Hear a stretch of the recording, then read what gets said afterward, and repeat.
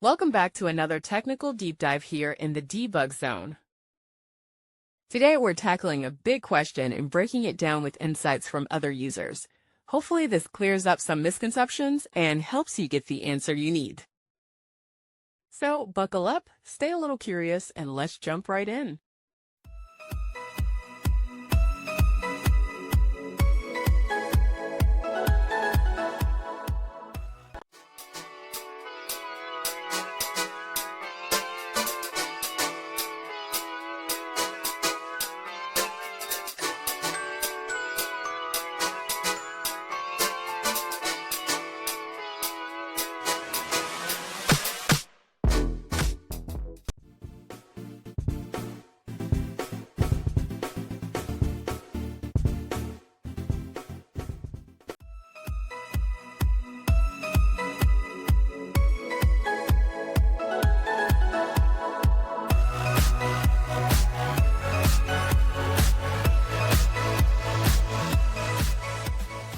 And that's a wrap.